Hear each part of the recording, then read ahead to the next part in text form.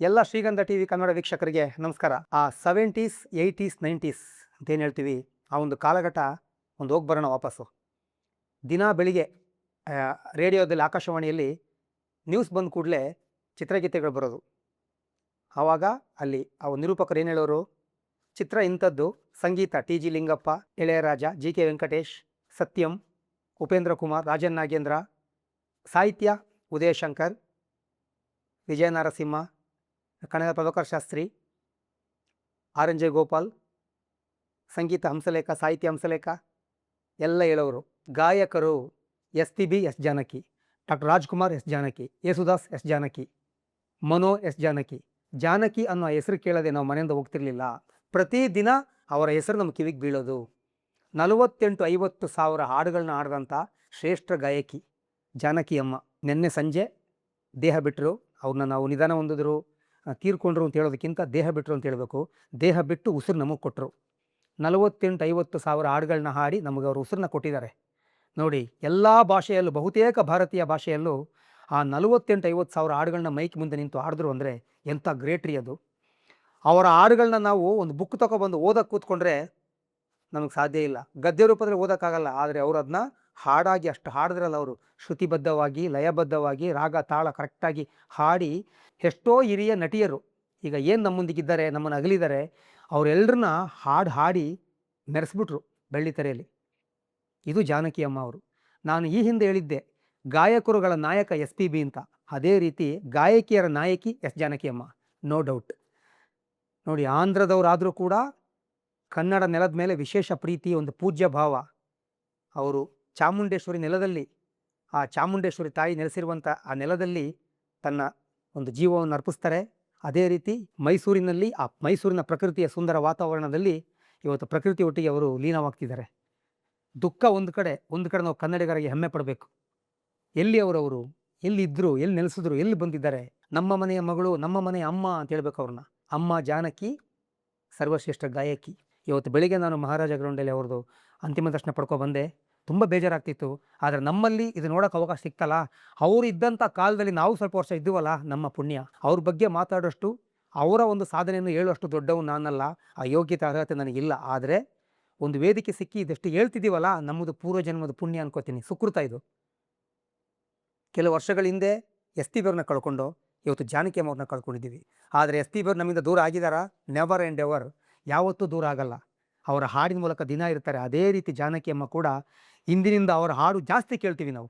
ಅದೇ ನೋಡಿ, ಮನುಷ್ಯ ಹೋದ ಮೇಲೆ, ಆ ದೇಹ ಬಿಟ್ಟ ಮೇಲೆ ಅವರ ಸಾಧನೆ ತುಂಬ ನೆನೆಸ್ಕೋತೀವಿ ನಾವು. ಅದೇ ಆಗೋದು. ಇದ್ದಾಗ ಪ್ರೀತಿ ಮಾಡಬೇಕು, ಪೂಜಿಸಬೇಕು. ಹೋದ್ಮೇಲೆ ಅವ್ರು ಮಾಡಿ ಸಾಧನೆನ ನಾವು ಎಲ್ಲ ಕಡೆ ಹೇಳ್ಕೊಂಬರ್ಬೇಕು. ಇಷ್ಟೇ ಮನುಷ್ಯನಾಗಿ ಮಾಡೋಕ್ಕಾಗೋದು ನಾವು.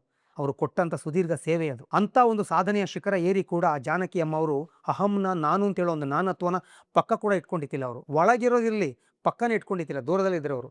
ಅಂಥ ಮಗು ಮನಸ್ಸಿನಂಥ ಹೃದಯವಂತೆ ಆಕೆ, ಸಂಸ್ಕಾರವಂತೆ. ವೀಕ್ಷಕರು ನಿಮಗೊಂದು ಹೇಳಬೇಕು, ಅವ್ರು ಹಾಡೋಕ್ಕೆ ಸ್ಟುಡಿಯೋಗೆ ಬಂದರೆ ಆಕೆ ಒಂದು ಹೆಣ್ಣು ಮಗಳು. ಆದರೆ ಯಾರಾದರೂ ಈಗ ಅಣ್ಣವರು, ಎಸ್ ಪಿ ಬಿ ಅವರು, ಯೇಸುದಾಸ್ ಅವರು ಹಾಡೋಕ್ಕೆ ಬಂದರೆ ಫಸ್ಟ್ ಅವ್ರನ್ನೇ ಹಾಡಿ ಅಂತ ಹೇಳ್ಬಿಡೋರಂತೆ. ನೀವು ಫಸ್ಟ್ ಹಾಡಿ, ಆಮೇಲೆ ನಾನು ಹಾಡ್ತೀನಿ ಅಂತ. ಸತ್ಯ ಘಟನೆ ಇದು. ಆ್ಯಕ್ಚುಲಿ ಹೆಣ್ಣು ಮಗಳು ಅವರೆಲ್ಲ ಒಪ್ಪಲ್ಲ, ನೀವು ಫಸ್ಟ್ ಆಡಿಯಮ್ಮ ಅಂತ ಹೇಳೋರು. ಅಣ್ಣವರಾದರೂ ಸರಿ, ಎಸ್ ಪಿ ಬಿ ಅವರೆಲ್ಲ ಹೇಳೋರು. ಒಂದೇ ದಿನದಲ್ಲಿ ಇಬ್ಬರದ್ದು ಹಾಡುಗಳಿದೆ ಅಂತ ಹೇಳಿದಾಗ ಫಸ್ಟ್ ನೀವು ಆಡ್ಬಿಡಿ, ಆಮೇಲೆ ನಾನು ಆಡ್ತೀನಿ ಅನ್ನೋರು. ಇದು ಇನ್ನೊಬ್ರಿಗೆ ಕೊಡ್ತೀನಿ ಅಂತ ಗೌರವ ಅವರು. ನೋಡಿ, ಬೆಳಿಗ್ಗೆ ಕೆ ಕಲ್ಯಾಣ್ ಸರ್ ನನಗೆ ಹೇಳ್ತಾ ಇದ್ರು, ಸಿಕ್ಕಿದ್ರು, ಹೇಳ್ತಿದ್ರು, ಗಣಪ ನಾನು ಮಾಡಿದಂಥ ಒಂದು ಮ್ಯೂಸಿಕ್ಕಿಗೆ ಜಾನಕಿ ಅಮ್ಮ ಕೊನೆ ಹಾಡು ಹೇಳಿದ್ರು ಅಂತ. ಮಂದಾಕಿನಿ ಅಂತ ಹೇಳೋ ಸಿನಿಮಾ ಇದು ಕಲ್ಯಾಣ್ ಸರ್ ಮ್ಯೂಸಿಕ್ ಮಾಡಿದರು. ನೋಡಿ, ಕಲ್ಯಾಣ್ ಸರ್ ಪ್ರೇಮ ಕವಿ, ಲಿರಿಕಲಿ ತುಂಬ ಗ್ರೇಟ್ ಅವರು. ಆದರೆ ಹಾಡು ಬರೆದಿಲ್ಲ. ಆ ಫಿಲಮ್ ಡೈರೆಕ್ಟ್ರೇ ಬರೆದರು, ಅದನ್ನ ಜಾನಕಿ ಅಮ್ಮ ಹಾಡಿದ್ರು. ಆ ಒಂದು ಮಾಹಿತಿ ಹೇಳ್ತೀವಿ. ಬೇಜಾರು ಮಾಡ್ತಿದ್ರು, ನಾನು ಬರೆದಂಥ ಹಾಡನ್ನ ಅವ್ರು ಕೊನೆಯದಾಗ ಹಾಡಿಲ್ಲ, ನಾನು ಮ್ಯೂಸಿಕ್ ಮಾಡಿದಂಥ ಹಾಡನ್ನ ಹಾಡಿದ್ರು ಅಂತ. ಮಂದಾಕಿನಿ ಸಿನಿಮಾದು. ಹೆತ್ತವರು ಸಿನಿಮಾದಲ್ಲಿ ಒಂದು ಹಾಡಿದೆ, ಮಲ್ಲಿಗೆ ಅಂತ ಒಂದು ಹಾಡಿದೆ. ಅದು ಎಸ್ ಪಿ ಬಿ ಅವರು ಜಾನಕಮ್ಮ ಹಾಡಿದ್ದು. ಆ ಹಾಡು ಹಾಡಿ ಹಂಸಲೇಖ ಅವ್ರನ್ನ ತುಂಬ ಅಪ್ರಿಷಿಯೇಟ್ ಮಾಡಿದರು ಜಾನಕಿ ಅಮ್ಮ. ಇದೊಂದು ಮಾಹಿತಿ ನನಗೆ ಇತ್ತೀಚೆಗೆ ಹಂಸಲೇಖ ಅವ್ರು ಹೇಳಿದರು. 1 ವರ್ಷದ ಹಿಂದೆ ಹೇಳಿದ್ದು ನನಗೆ. ಆ ಹಾಡು ಅವ್ರ ಮುಂದೆ ಪ್ಲೇ ಮಾಡಿದಾಗ ಹೇಳಿದ್ರು, ಜಾನಕಿ ಅಮ್ಮ ತುಂಬ ಖುಷಿಪಟ್ಟರು ಕಣೋ. ತುಂಬ ಹಾಡುಗಳನ್ನ ಹೊಗಳಿದ್ದಾರೆ ಅವರು. ಚಾಲ ಬಾಗುಂದಿ ಅಂತ ಹೇಳ್ಬಿಟ್ಟು ಹೊರಡ್ತಾರೆ. ಇದಕ್ಕೆ ತುಂಬ ಅಪ್ರಿಷಿಯೇಟ್ ಮಾಡ್ತಾರೆ. ತುಂಬ ಚೆನ್ನಾಗಿದೆ ರಾಗ ಸಂಯೋಜನೆ ಹಾಗೂ ಲಿರಿಕ್ಸ್ ಅಂತ ಹೇಳ್ತಾರೆ. ಪ್ರತಿ ಪದನ ಅರ್ಥ ಕೇಳ್ಕೊಂಡು ರಿಹರ್ಸಲ್ ಮಾಡಿ. ಎಸ್ ಪಿ ಬಿ ಅವ್ರ ಥರನೇ ವೀಕ್ಷಕರೇ, ಸೇಮ್ ಅವರಿಬ್ಬರು ಒಂದೇ. ಇದನ್ನ ನನಗೆ ಮನೋಹರ್ ಸರ್ ಹೇಳಿದ್ದು. ಜಾನಕಿ ಅಮ್ಮ ಎಸ್ ಪಿ ಬಿ ಅವ್ರ ಥರನೇ. ರಿಹರ್ಸಲ್ ಮಾಡಿ ಹೋದ್ಮೇಲೆ ವಾಪಸ್ ಬರ್ತಿರಲಿಲ್ಲ, ಆಡ್ಬಿಟ್ಟು ಕರೆಕ್ಟಾಗಿ ಬರೋರು. ಒಂದು ಟೇಕಲ್ಲಿ ಆಡಿದ್ದು ಇದೆ, ಜಾನಕಿ ಅಮ್ಮ ಕೂಡ ಒಂದೇ ಟೇಕಲ್ಲಿ ಆಡಿದ್ದು ಎಕ್ಸಾಂಪಲ್ಗಳಿವೆ. ಅದನ್ನ ವಿಚಾರಿಸಿ ನಿಮಗೆ ಹೇಳ್ತೀನಿ ಯಾವುದೆಲ್ಲ ಹಾಡು ಒಂದೇ ಟೇಕಲ್ಲಿ ಆಡಿದ್ದಾರೆ ಅಂತ ಮುಂದೆ ಹೇಳ್ತೀನಿ. ಮನೋಹರ್ ಸರ್ಗೆ ತಮಾಷೆ ಮಾಡೋರಂತೆ. ಪೊಲೀಸ್ ಲಾಕ್ ಅಂತ ಒಂದು ಸಿನಿಮಾ ಇದೆ ಅರ್ಜುನ್ ಸರ್ಜಾ ಅವ್ರದ್ದು, ಅವ್ರ ಸಿನಿಮಾಕ್ಕೆ ಒಂದು ಹಾಡಕ್ಕೆ ಬರ್ತಾರೆ, ಮನೋಹರ್ ಸರ್ಗೆ ಒಂದು ಮ್ಯೂಸಿಕ್ಗೆ ಒಂದು ಹಾಡಕ್ಕೆ ಬರ್ತಾರೆ ಜಾನಕಿ ಅಮ್ಮ. ತಮಾಷೆ ಮಾಡೋರಂತೆ, ನನಗೆ ನೀವು ಹಾಡೇ ಕೊಡಲ್ವಲ್ಲ, ನನ್ನ ಧ್ವನಿ ಬೇಡವ ನಿಮಗೆ ಅಂತ ಒಂದು ತಮಾಷೆ ಮಾಡೋರಂತೆ ಮನೋಹರ್ ಸರ್ನ. ಇದು ಮನೋಹರ್ ಸರ್ ಹೇಳ್ತಿದ್ರು, ಯಾಕೆಂದರೆ ಮನೋಹರ್ ಸರ್ ಮ್ಯೂಸಿಕಲ್ಲಿ ತುಂಬ ಹಾಡಿಲ್ಲ. ಅದೇ ರೀತಿ ಕಲ್ಯಾಣ್ ಸರ್ ಮ್ಯೂಸಿಕ್ ಮಾಡಿ ಲಿರಿಕ್ಸ್ ಬರೆದಂಥ ತಾಯಿ ಕೊಟ್ಟ ಸೇರೆ ಸಿನಿಮಾದು ಮಲ್ಲಿ ಮಲ್ಲಿ ಮಲ್ಲಿಗೆ ಅಂತ ಒಂದು ಹಾಡಿದೆ, ಅದನ್ನ ತುಂಬ ಮುದ್ದಾಡಿದ್ರು ಹಾಡನ್ನ ಜಾನಕಿ ಅಮ್ಮ ಆಡ್ಬಿಟ್ಟು. ಆ ಹಾಡನ್ನು ಮುದ್ದಾಡಿದ್ರು, ಗುನುಗ್ತಿದ್ರು, ಹಂಗೆ ಕಲ್ಯಾಣ್ ಸರ್ನು ಮುದ್ದಾಡಿದ್ರು. ಅವರು ಮಗನ್ ಥರ ನೋಡೋರು. ಆ ಕಲ್ಯಾಣ್ ಸರ್ ಹಾರ್ಮೋನಿಯಂ ನುಡಿಸೋರು, ಜಾನಕಿ ಅಮ್ಮ ಸ್ವರ ಆಡೋರು, ಇದೆಲ್ಲ ನಡೆದಿತ್ತು. ನನಗೆ ಕಲ್ಯಾಣ್ ಸರ್ ಹೇಳಿದ್ದಾರೆ, ಇದನ್ನೆಲ್ಲ ಕೇಳುವಾಗ ರೋಮಾಂಚನ ಆಗೋದ್ರಿ ನಮಗೆ. ಎಂಥ ಒಂದು ನಿಮಗೊಂದು ಅದೃಷ್ಟ ಸರ್ ನಿಮಗೆ ಅಂತಿದ್ದೆ ನಾನು. ನಾನು ಚಿಕ್ಕ ವಯಸ್ಸಲ್ಲಿ ಅಂತೊರಟೆ ಬೆಳೆದುಬಿಟ್ಟೆ ಗಣಪ ಅನ್ನೋರು ಕಲ್ಯಾಣ್ ಸರ್. ಕಲ್ಯಾಣ್ ಸರ್ ತಾಯಿನ ತುಂಬ ಪ್ರೀತಿ ಜಾನಕಿ ಅಮ್ಮನಿಗೆ, ಮನೆಗೆಲ್ಲ ಹೋಗೋರು ಅವರು. ಆ ಮಲ್ಲಿ ಮಲ್ಲಿ ಮಲ್ಲಿಗೆ ಆಡಿದ್ಮೇಲೆ ತುಂಬ ಪ್ರೀತಿ ಮಾಡ್ತಾರೆ ಕಲ್ಯಾಣ್ ಸರ್ನ, ತುಂಬ ಚೆನ್ನಾಗಿ ಮಾಡಿದ್ಯಾ ಅಂತ. ಇದು ಜಾನಕಿ ಅಮ್ಮ ಅಂದರೆ. ಚೆನ್ನಾಗಿದ್ದರೆ ಬಾಯಿ ತುಂಬ ಹೊಗಳವರು. ಪ್ರಶಸ್ತಿ ಪುರಸ್ಕಾರಗಳ ಬಗ್ಗೆ ನಾನು ಹೇಳಬೇಕು ಅಂತಿಲ್ಲ, ಅದಕ್ಕೆಲ್ಲ ಮೀರಿದವರು ಜಾನಕಿ ಅಮ್ಮ. ವ್ಯಕ್ತಿತ್ವದಲ್ಲಿ, ನಾಟ್ ಓನ್ಲಿ ಗಾಯನ ಒಂದು ವೃತ್ತಿಯಲ್ಲ, ಅವರ ಗುಣದಲ್ಲೂ ಅವರು ಪ್ರಶಸ್ತಿ ಪುರಸ್ಕಾರಗಳನ್ನ ಮೀರಿದವರು. ಯಾವ ಪ್ರಶಸ್ತಿ ಕೊಟ್ಟರು ಕಡಿಮೆನೇ, ಅವ್ರಿಗಿಂತ ಕಡಿಮೆನೇ ಅದು. ಅಷ್ಟು ಪ್ರಶಸ್ತಿಗಳು ಲಭಿಸಿವೆ. ನಿಮಗೆ ಅದರ ಡಾಕ್ಯುಮೆಂಟ್ ಸಿಗುತ್ತೆ, ಅದು ಹೇಳೋಕ್ಕೆ ಒಂದು ಎಪಿಸೋಡ್ ಬೇಕು ನನಗೆ, ಅಷ್ಟಿದೆ. ಒಂದು ಮಜಾ ಇದೆ ಕೇಳಿದ್ದು, ಶೃಂಗಾರದ ಗೀತೆ ಹಾಡು. ಫಾರ್ ಎಕ್ಸಾಂಪಲ್ ಈಗ ಬೊಂಬೆ ಬೊಂಬೆ ಹಾಡು ಅಣ್ಣ ಯಾಕೆ ಮಾಡಿದ್ರು ಹಂಸಲೇಖ ಅವರು. ಆ ಲಿರಿಕ್ಸ್ ಎಲ್ಲ ಕೇಳಬೇಕಲ್ಲ, ಟ್ರ್ಯಾಕ್ ಆಡಿರ್ತಾರೆ ಕೇಳ್ತಾರೆ, ಅರ್ಥ ಆಗಬೇಕಲ್ಲ. ಅದು ಹಂಸಲೇಖ ಅವರು ಇಲ್ಲ ಶಿಷ್ಯಂದ್ರೆ ಯಾವ್ದಾದ್ರು ವಿವರಿಸಬೇಕಾದಾಗ ತಲೆ ಬೆಳೆಸ್ಕೊಂಡು ನೆಗಾಡೋರು ಜಾನಕಿ ಅಮ್ಮ. ಶೃಂಗಾರ ಗೀತೆ ಬಂದರೆ ಅರ್ಥ ಆಗ್ತಿತ್ತು, ಶೃಂಗಾರ ಅಲ್ವಾ ಅದು, ಶೃಂಗಾರ ಬರೀಲೇಬೇಕು, ಸಿನಿಮಾಗೆ ಸಂದರ್ಭಕ್ಕೆ ಬರೀಲೇಬೇಕು. ಅದು ಬಂದಾಗ ನಗೋರು ಜಾನಕಿ ಅಮ್ಮ, ನಗ್ತಾ ಸರಿ ಓಕೆ ಓಕೆ ಓಕೆ ತಲೆ ಬೆಳೆಸ್ಕೊಂಡು ನೆಗಾಡೋರು ಅವರು. ಹೇಳಕ್ಕೆ ಸಂಕೋಚ, ಬಟ್ ಹಾಡಿಗೆ ಮೈಕ್ ಮುಂದೆ ಹೋದರೆ ಬ್ಯೂಟಿಫುಲ್. ಒನ್ ಮೋರ್ ಟೇಕ್ ಅಂತ ಹೇಳಿದ್ದೇ ಇಲ್ಲ. ಇನ್ನೊಂದು ವಿಷಯ ಹೇಳಬೇಕಿಲ್ಲಿ, ಜಾನಕಿ ಅಮ್ಮ, SPB, ಯೇಸುದಾಸ್ ಅವರು, ಚಿತ್ರಮ್ಮ ಅವರು ಹಾಡು ಅಷ್ಟು ಕಾಲದಲ್ಲೂ ಕೂಡ, ಚಿತ್ರಮ್ಮ ಅವರು ಇವತ್ತಿಗೂ ಆಡ್ತಿದ್ದಾರೆ, ಅವರು ಅಷ್ಟು ಕಾಲದಲ್ಲಿ ಹಾಡಿದ್ರು. ಮೈಕ್ ಮುಂದೆ ಯಾವತ್ತೂ ಕೆಮ್ಮಿಲ್ಲ, ನನಗೆ ಆಗ್ತಿಲ್ಲ ಅಂತ ವಾಪಸ್ ಬಂದಿಲ್ಲ, ನನಗೆ ಹುಷಾರಿಲ್ಲ ಅಂತ ಬಂದಿಲ್ಲ, ಆರೋಗ್ಯ ಕ್ಷೀಣಿಸಿದ್ರು ಕೂಡ ಬಂದ್ಬಿಟ್ಟು ಆಡ್ಬಿಡೋರು, ಅದ್ಭುತವಾಗಿ ನ್ಯಾಯ ಕೊಡೋರು. ಇದು ಜಾನಕಿ ಅಮ್ಮ ಅಂದರೆ. ಎಲ್ಲರೂ ಹೇಳ್ತಾರೆ ದಕ್ಷಿಣ ಭಾರತದ ಲತಾ ಮಂಗೇಶ್ಕರ್ ಜಾನಕಿ ಅಮ್ಮ ಅಂತ. ನೋ, ಉತ್ತರ ಭಾರತದ ಜಾನಕಿ ಅಮ್ಮ ಅಂದರೆ ಲತಾ ಮಂಗೇಶ್ಕರ್ ಅನ್ಬೇಕು. ಇವತ್ತು ಭಾರತೀಯ ಚಿತ್ರರಂಗಕ್ಕೆ ಒಂದು ಶೂನ್ಯ ಆವರಿಸಿದೆ, ಒಂದು ಮಬ್ಬಾಗಿದೆ. ಯಾಕೆಂದರೆ ಆ ಸಂಗೀತ ಲೋಕ ಸ್ತಬ್ಧವಾಗಿದೆ. ಆದರೆ ಮೈಸೂರಿನ ಚಾಮುಂಡೇಶ್ವರ ನೆಲದಲ್ಲಿ ಆ ತಾಯಿ ಇವತ್ತು ಸೀತಾಮಾತೆ, ಜಾನಕಿ ಅಂದರೆ ಸೀತೆ, ಆ ಗಾಯನ ಸೀತಾಮಾತೆ ಇವತ್ತು ಪ್ರಶಾಂತವಾಗಿ ಮಲಗಿದ್ದಾರೆ. ಇನ್ನು ಕೆಲವೇ ಕ್ಷಣಗಳಲ್ಲಿ ಅವರು ಪಂಚಭೂತಗಳಲ್ಲಿ ಲೀನ ಆಗ್ತಾರೆ ಮೈಸೂರಿನಲ್ಲಿ. ಇದು ನಮಗೆ ಹೆಮ್ಮೆ ತರೋ ವಿಷಯ ಅಲ್ವಾ ವೀಕ್ಷಕರೇ. ಹಂಸಲೇಖ ಅವರು ಬೆಳಿಗ್ಗೆ ಒಂದು ಹೇಳಿಕೆ ಕೊಟ್ಟರು, ಅದನ್ನ ತುಂಬ ಸೀರಿಯಸ್ ಆಗಿ ಪರಿಗಣಿಸಬೇಕು ನಾವು. ಜಾನಕಿ ಅಮ್ಮ ಕರುನಾಡಿನ ಮೈಸೂರಿನ ಮಣ್ಣಲ್ಲಿ ತಮ್ಮ ಅಂತ್ಯವನ್ನು ಕಂಡಿದ್ದಾರೆ. ಅವರು ಮಣ್ಣಿಗೆ ಹೋಗೋಕೆ ಮುಂಚೆ ಕರುನಾಡಿನ ಜನ ಕಣ್ಣು ತೆಗಿಬೇಕು. ಅವರಿಗಾಗಿ ಇಲ್ಲೊಂದು ಸ್ಮಾರಕ ಮಾಡುವ ಯೋಜನೆಯನ್ನ ನಾವು ಅವರ ಕುಟುಂಬಕ್ಕೆ ವಿನಂತಿಸಬೇಕು. ಅವರು ಒಪ್ಪಿದರೆ ಈಗಲೇ ಅದಕ್ಕೆ ಒಂದು ಸಿದ್ಧತೆ ಆಗುವ ತರ ಒಂದು ಸೂಕ್ತವಾದ ಜಾಗವನ್ನ ನಿಗದಿಪಡಿಸೋದಕ್ಕೆ ತಾವು ಸರ್ಕಾರಕ್ಕೆ ಮತ್ತು ಬಲ್ಲವರಿಗೆ ತಿಳಿಸುವ ಒಂದು ದೊಡ್ಡ ಮನಸ್ಸು ಮಾಡಬೇಕು ಅಂತ ನಾನು ಈ ಮೂಲಕ ಕೇಳ್ಕೊತಾ ಇದ್ದೀನಿ. ಅವರು ಮಣ್ಣು ಸೇರೋ ಮೊದಲು ನಾವು ಕಣ್ಣು ಬಿಡಬೇಕು ಅಂದರು, ಒಂದು ಸ್ಮಾರಕ ಮಾಡಬೇಕು ಅಂದರು. ನಿಜ, ಸ್ಮಾರಕ ಅಂದರೆ ಅಂತ್ಯಕ್ರಿಯೆ ಮಾಡಿ ಜಾಗ ಅನ್ಕೋಬಾರ್ದು, ಅದು ಅವರ ಸಾಧನೆಯ ಪ್ರತೀಕ, ಸಾಧನೆಯ ರೂಪ ಸ್ಮಾರಕ ಅಂದರೆ. ಮುಂದಿನ ಜನ್ರೇಷನ್ ಏನಿದೆ, ಈಗ ನಮಗೆಲ್ಲ ಗೊತ್ತಿದೆ ಜಾನಕಿ ಅಮ್ಮ ಏನು ಅಂತ. ಮುಂಬರುವ ಜನ್ರೇಷನ್ಗೆ ಆ ವಿದ್ಯಮಾನಕ್ಕೆ ಬೇಕಲ್ಲ, ಅದು ಆ ಕಾಲಘಟ್ಟಕ್ಕೆ ಬೇಕಲ್ಲ. ಜಾನಕಿ ಅಮ್ಮ ಏನು ಮಾಡಿದ್ದಾರೆ ಕನ್ನಡ ನಾಡಿಗೆ, ಇಂಡಿಯನ್ ಫಿಲಮ್ ಒಂದು ಇಂಡಸ್ಟ್ರಿಗೆ ಏನು ಮಾಡಿದ್ದಾರೆ, ಎಷ್ಟು ಹಾಡನ್ನ ಆಡಿದ್ದಾರೆ. ಗೂಗಲ್ಲಿ ಸಿಕ್ಕಿದ್ರೆ ಸಾಲದು, ಬಂದು ನೋಡೋಕ್ಕೊಂದು ಜಾಗ ಇರಬೇಕು, ಸ್ಮಾರಕ ಮಾಡಲೇಬೇಕು. ಇದ್ಯಾವ್ದು ನಾನು ಮಾರ್ಕ್ ಮಾಡ್ಕೊಂಡು ಮಾತಾಡ್ತಿಲ್ಲ, ಕ್ಷಮಿಸಿ. ಇವತ್ತು ಅವ್ರ ದೇಹ ಬಿಟ್ಟ ಕಾರಣ ಒಂದು ವೀಡಿಯೋ ಮಾಡಬೇಕು, ಅವ್ರಿಗೊಂದು ಗೌರವ ಕೊಡಬೇಕು ಅಂತ ಈ ವಿಡಿಯೋ ಮಾಡ್ತಿರೋದು. ಹಾಗಾಗಿ ಏನು ನೆನಪಿಗೆ ಬಂತು ಹೇಳ್ತಾ ಇದ್ದೀನಿ.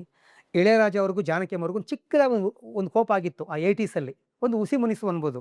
ಆಗ ಇಳೆಯರಾಜ ಅವರೇ ಆ ಕೋಪನ ಕಡಿಮೆ ಮಾಡಿ ಕರ್ಕೊಂಬರ್ತಾರೆ ಮತ್ತೆ ಆಡಲಿಕ್ಕೆ. ಕರ್ಕೊಬಂದು ನೀವಿಲ್ಲದೆ ನಾವಿಲ್ಲ, ನೀವೇನ ಮಾಡಿಗೆ ರೂಪ ಕೊಡೋದು, ನೀವೇ ಮುನ್ಸ್ಕೊಂಡ್ಬಿಟ್ರೆ ಹೆಂಗೆ ಅಂತೇಳಿ ಆಡಿಸ್ತಾರೆ. ಇದೆಲ್ಲ ಕೇಳಕ್ಕೆ ಖುಷಿ ಆಗುತ್ತೆ ರೀ. ರಾಮಾಚಾರ್ಯದು ಈ ಹಿಂದೆ ನಿಮಗೆ ಹೇಳಿದೆ ಮಾಹಿತಿ, ಅಲ್ಲಿ ರಾಮಾಚಾರಿ ಅಂತ ಬರೀತಾರೆ, ಬರೆಯುವಾಗ ಹಾಡಬೇಕಾದ್ರೆ ರಾಮಾಚಾರಿ ಅಂತ ಆಡ್ತಾರೆ. ಕೇಳಿದ್ರು ಜಾನಕಮ್ಮ ಹಂಸಲೇಖ ಅವ್ರನ್ನ, ಇದು ಲಿರಿಕ್ಸಲ್ಲಿ ರಾಮಾಚಾರಿ ಅಂತಿದೆ, ಹಾಡ್ಬೇಕಾದ್ರೆ ರಾಮಾಚಾರಿ ಅಂತ ಆಡಬೇಕು, ಆ ಮಾ ಬಗ್ಸೋದು ಬೇಡ ಆಡಬೇಕಾದ್ರೆ, ಅದು ಕರೆಕ್ಟಾಗಿ ಕೂರಲ್ವಲ್ಲ ಮೀಟ್ರಿಗೆ ಅಂತ. ಅದಕ್ಕೆ ಹೆಂಗೆ ಬರದೆ ನಾನು, ಆಡು ಭಾಷೆ ಅದು, ಆಡು ಭಾಷೆ ರಾಮಾಚಾರಿ ಅಂತ ಕರೆದು ಬಿಡ್ತಾರೆ, ಬರಿಬೇಕಾದ್ರೆ ಹಂಗೆ ಬರಿಬೇಕು, ಮೀಟ್ರಿಗೆ ನಾನು ಕೂರಬೇಕು ಅಂತ ಆ ತಾಳದಲ್ಲಿ ಬರೆದಿದ್ದೀನಿ, ಹಾಡಿ ಪರವಾಗಿಲ್ಲ ಅಂತಾರೆ. ಅದು ಇಬ್ಬರ ಮಧ್ಯದಂಥ ಹೊಂದಾಣಿಕೆ. ನಾನು ಆಡಲ್ಲ ಅಂತ ಅವ್ರು ಹೇಳಿದರೆ, ಇಲ್ಲ ನೀವು ಆಡಿ ಅಂತ ಹಠ ಮಾಡಿದರೆ ಆ ಸಂಸ್ಕೃತಿಯೇ ಬೇರೆ ಆಗೋದಲ್ವಾ. ಅದು ಅವರು ಆ ಒಂದು ಹಾಡುಗಳಿಗೆ, ಸಂಗೀತಗಳಿಗೆ ಕೊಟ್ಟಂಥ ಮರ್ಯಾದೆ. ಸಂಗೀತ ನಿರ್ದೇಶಕರು ಹೇಳಿದಾಗೆ ಅವ್ರು ಹಾಡೋರು, ಅವ್ರು ಹೇಳಿದಾಗೆ ಇವ್ರು ಕೇಳೋರು, ಹೊಂದಾಣಿಕೆಯಿಂದ ಆ ಹಾಡು ಬರ್ತಿತ್ತು. ಯಾವ ಮ್ಯೂಸಿಕ್ ಡೈರೆಕ್ಟರ್ಗೆ ಜಾನಕಿ ಅಮ್ಮ ಬೇಡ, ಯಾವ ಸಾಹಿತಿಗೆ ಬೇಡ, ಎಲ್ಲರಿಗೂ ಬೇಕಾದಂಥ ಧ್ವನಿ ಜಾನಕಿ ಅಮ್ಮ ಅವ್ರದ್ದು. ಇನ್ನೂ ಹಲವಾರು ಮಾಹಿತಿಗಳು ತಗೊಂಡು ನಾನು ಬರ್ತೀನಿ. ನಿನ್ನೆ ನಾನು ಬೆಳಿಗ್ಗೆ ವೀಕ್ಷಕರೇ ಶ್ರೀಗಂಧ ಸಿನಿಮಾದು ಹಾಡು ಬಗ್ಗೆ ಮಾಹಿತಿ ಹಾಕಿದೆ, ಎಲ್ಲ ಮಾಡಿ ಎಡಿಟಿಂಗ್ ಮಾಡಿ ಅಪ್ಲೋಡ್ ಮಾಡಿದ್ವಿ. ನಾಳೆ ಸಂಜೆ ಬರುತ್ತೆ 6 ಗಂಟೆಗೆ ಅದು. ನಿನ್ನೆ ಬೆಳಿಗ್ಗೆ ಆಗಿದ್ದು, ಸಂಜೆ ಈ ಥರ ನ್ಯೂಸ್ ಬಂತು. ತುಂಬ ಬೇಜಾರಾಯಿತು. ಮನಸ್ಸು ಒಂಥರ ಏನು ಹೇಳ್ತಾರಲ್ಲ, ಶೋಕವನ್ನು ಆವರಿಸ್ಬಿಟ್ಟಿದೆ. ಆದರೆ ಶ್ರೀಗಂಧದಲ್ಲಿ ಒಳ್ಳೆ ಮಾಹಿತಿ ಇದೆ. ಅದು ಈಗ ಹೇಳಿದ್ರೆ ಮಜಾ ಆಗಲ್ಲ, ನಾಳೆ ಮಾಹಿತಿಲಿ ಬರುತ್ತೆ ಕೇಳಿ. ಅದು ನೆನ್ನೆ ಮಾಡಿ ಅಪ್ಲೋಡ್ ಮಾಡಿದ್ದೀವಿ ನಾವು. ಜಾನಕಿಯಮ್ಮ ಈಗ ನಮ್ಮನ್ನು ಬಿಟ್ಟು ಹೋಗ್ತಾರೆ ಅಂತ ನಮಗೆ ಗೊತ್ತಿರಲಿಲ್ಲ. ಆದರೆ ಇವತ್ತು ನೆನ್ನೆ ಸಂಜೆ ಒಂದು ನ್ಯೂಸ್ ಕೇಳಿದಾಗ ತುಂಬ ಬೇಜಾರಾಯಿತು. ಆದರೆ 88 ವರ್ಷಗಳ ಸಾರ್ಥಕ ಬದುಕು ಅಂತ ಹೇಳ್ತೀನಿ. ಇನ್ನೊಂದಿಲ್ಲಿ ಮುಖ್ಯವಾಗಿ ಹೇಳಬೇಕು, ಇತ್ತೀಚೆಗೆ ಕಳೆದ ಒಂದು ವಾರದ ಹಿಂದೆ ಒಂದು ನ್ಯೂಸ್ ಬಂತು, ಜಾನಕಿಯಮ್ಮ ಗೃಹ ಬಂಧನದಲ್ಲಿದ್ದಾರೆ ಅಂತ. ಶುದ್ಧ ಸುಳ್ಳು. ಜಾನಕಿಯಮ್ಮ ಅವರ ಕುಟುಂಬದ ಆಪ್ತರು ನಂಗೆ ಸಿಕ್ಕಿದ್ರು ಇವತ್ತು ಮಹಾರಾಜ ಗ್ರೌಂಡ್ ಹತ್ರ. ಅವ್ರನ್ನ ನಾನು ಬಲವಂತವಾಗಿ ಕೇಳಿದೆ ಈ ಮಾಹಿತಿ ಹೇಳಿ ಅಂತ. ಎಲ್ಲ ಸುಳ್ಳು, ಏನೂ ಇರಲಿಲ್ಲ. ಜಾನಕಿಯಮ್ಮ ಕಳೆದ ಒಂದು 15 ದಿನದ ಹಿಂದೆ ಮಂಗಳ ದೇವಸ್ಥಾನಕ್ಕೆ ಹೋಗಿ ಬರ್ತಾರೆ, ಉಡುಪಿಗೆ ಹೋಗಿ ಬರ್ತಾರೆ. ಅದು ಮಂಗಳೂರಲ್ಲಿರೋ ದೇವಸ್ಥಾನ, ಉಡುಪಿಲಿರೋ ದೇವಸ್ಥಾನ, ಅಲ್ಲೋಗಿ ಬರ್ತಾರೆ. ಕಳೆದ ವರ್ಷ ಪಿರಿಯಾಪಟ್ಟಣಕ್ಕೆ ಒಂದು ದೇವಸ್ಥಾನಕ್ಕೆ ಹೋಗ್ತಾರೆ. ಮಸಣಿಕಮ್ಮ ಅಂತ ಒಂದು ದೇವರಿದೆ, ಒಂದು ಗ್ರಾಮ ದೇವತೆ, ಅಲ್ಲಿಗೆ ಹೋಗಿ ಬರ್ತಾರೆ. ಅಲ್ಲಿ ಪೂಜಾರಿ ಒಂದು ಕಾಲು ಹಿಡಿಯೋಕೆ ಹೋದಾಗ ಎತ್ಬಿಡ್ತಾರೆ, ಅಯ್ಯೋ ಬೇಡ ಬೇಡ, ನೀವು ದೇವ್ರದ್ದು ಕಾಲಿಡಿ, ನನ್ನ ಕಾಲು ಹಿಡಿಬೇಡಿ ಅಂತ. ಜಾನಕಿಯಮ್ಮ ತುಂಬ ಆರೋಗ್ಯವಾಗಿದ್ದರು, ಗಟ್ಟಿ, ತುಂಬ ಸಂಸ್ಕಾರವಂತೆ. ಅವ್ರಿಗೆ 88 ವಯಸ್ಸಾಗಿದೆ ರೀ. ನಮ್ಮಂಥ 40 ವಯಸ್ಸು ಹುಡುಗರಿಗೇನೆ ಆವಾಗ ನಮಗೆ ಆರೋಗ್ಯ ಕ್ಷೀಣಿಸ್ತಿರುತ್ತೆ. ಅಂತಂದ್ರೆ ಜಾನಕಿಯಮ್ಮ 88 ವರ್ಷಗಳ ಕಾಲ ಬದುಕಿದ್ರು. ಸ್ವಲ್ಪ ಆರೋಗ್ಯ ಏರುಪೇರು ಆಗುತ್ತೆ ರೀ ಎಲ್ರಿಗೂ. ಹಾಗಾಗಿ ಕೇರ್ ಟೇಕರ್ ಏನಿದ್ದಾರೆ, ಸಾಕು ಮಗ, ಅವ್ರು ಯಾರನ್ನೂ ಬಿಡ್ತಿರ್ಲಿಲ್ಲ. ಅಣ್ಣ ಅವರು ವೀರಪ್ಪನಿಂದ ಅಂದರೆ ಕಿಡ್ನಾಪ್ ಆಗಿ ಬಂದ ಮೇಲೆ ರಾಘಣ್ಣ ಯಾರನ್ನೂ ಅಷ್ಟು ಬಿಡ್ತಿರ್ಲಿಲ್ಲ. ಯಾಕೆ, ಅಣ್ಣವ್ರಿಗೆ ತೊಂದರೆ ಆಗ್ತದೆ, ಶಾಕಲ್ಲಿದ್ದಾರೆ ಅಣ್ಣವರು, ಬೇಜಾರಲ್ಲಿದ್ದಾರೆ, ಯಾರು ಮೀಟ್ ಮಾಡೋದು ಬೇಡ ಅಂತ ಅವಾಯ್ಡ್ ಮಾಡ್ತಿದ್ರು. ಅವರ ಆರೋಗ್ಯ ದೃಷ್ಟಿಯಿಂದ ಅದು ಒಳ್ಳೇದಲ್ವ ಅದು. ನಿಮಗೆ ಇಂಟರ್ವ್ಯೂ ಕೊಟ್ಟಿಲ್ಲ ಅಂತ ಹೇಳೋದು ಕೂಡ್ರೆ ಏನೆಲ್ಲ ಮೆಸೇಜ್ ಹಾಕ್ಬಿಡೋದ ನೀವು? ಅದು ಸರಿನಾ? ಅದು ಹಿರಿಯ ಪತ್ರಕರ್ತರಾಗಿ ನೀವು ಏನು ಮಾಡಕ್ಕೆ ಹೊರಟಿದ್ದೀರಿ? ತಪ್ಪಲ್ವಾ ಅದು? ಜಾನಕಿ ಅಮ್ಮ ಅವರು ಅವರ ಮಗನ ಇತ್ತೀಚೆಗೆ ಕಳ್ಕೊಂಡ್ರು. ಅದಕ್ಕಿಂತ ಇನ್ನೊಂದು ಶಾಕಿಂಗ್ ನ್ಯೂಸ್ ಇದೆ, ಅವರ ಮೊಮ್ಮಗಳನ್ನೂ ಕೂಡ ಕಳ್ಕೊಂಡಿದ್ರು. ಅಮೆರಿಕದಲ್ಲಿದ್ದರು ಅವ್ರ ಮೊಮ್ಮಗಳು. ಆಕೆ ಹೆಸರು ಅಮೃತವರ್ಷಿಣಿ ಅನ್ಸುತ್ತೆ. ಆಕೆ ಒಂದು ಅವಘಡದಲ್ಲಿ, ಒಂದು ಫೈರ್ ಆಕ್ಸಿಡೆಂಟಲ್ಲಿ ತೀರ್ಕೊಂತಾರೆ. ಅವರು ಒಂದು ಬೆಂಕಿ ಅವಘಡದಲ್ಲಿ ತೀರ್ಕೊಂತಾರೆ.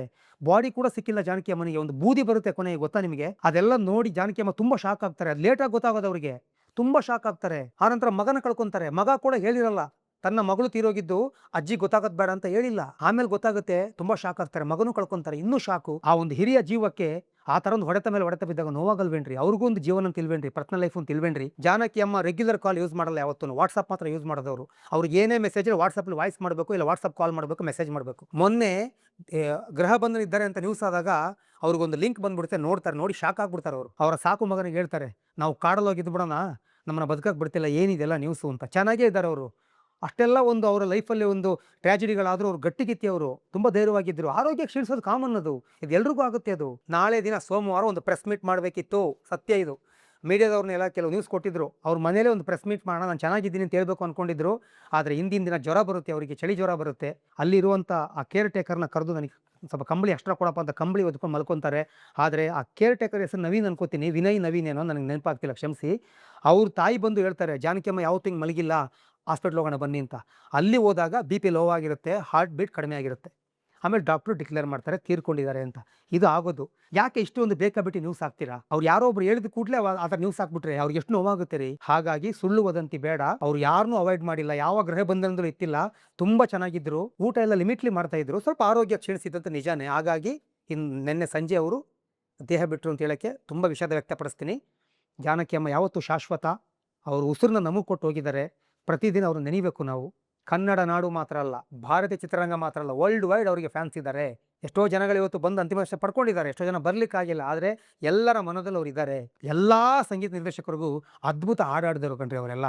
ಜಾನಕಿಯಮ್ಮ, PB ಶ್ರೀನಿವಾಸ್, SPB ಅವರು ಎಂತೆಂಥ ಹಾಡುಗಳನ್ನ ಹಾಡಿ ನಮ್ಮನ್ನ ರಂಜಿಸಿದ್ದಾರೆ. ಆ ಸರಸ್ವತಿ ತಾಯಿ ಆ ಶ್ರುತಿ ಪೆಟ್ಟಿಗೆಯಲ್ಲಿ ಮಗುದು ವಾಯ್ಸು, ಅಕ್ಕ, ತಂಗಿ, ಅಮ್ಮ, ಅಜ್ಜಿ ಎಲ್ಲರ ವಾಯ್ಸ್ನು ಜಾನಕಿಯಮ್ಮರ ಶ್ರುತಿ ಪೆಟ್ಟಿಗೆಲ್ಲ ಕೊಟ್ಬಿಟ್ಟಿದ್ದಾರೆ. ಅಮ್ಮ, ನಮ್ಮ ನಾಡಲ್ಲಿ ನೀವು ನೆಲೆಸಿದಿರಿ, ಇನ್ನೂ ಇರ್ತೀರಿ, ಈ ಪ್ರಕೃತಿಯಲ್ಲಿ ನೀವು ಇರ್ತೀರಿ. ನಿಮ್ಮ ಹಾಡನ್ನ ಕೇಳಿ ಯಾವತ್ತೂ ನಾವು ಎಂಜಾಯ್ ಮಾಡ್ತೀವಿ ಅಂತ ಹೇಳೋದಕ್ಕಿಂತ ಅದಕ್ಕೆ ಭಕ್ತಿಯಾಗಿ ನಮಿಸ್ತೀವಮ್ಮ. ಜಾನಕಿಯಮ್ಮ ಯಾವತ್ತಿಗೂ ಶಾಶ್ವತ. ನಮಸ್ಕಾರ.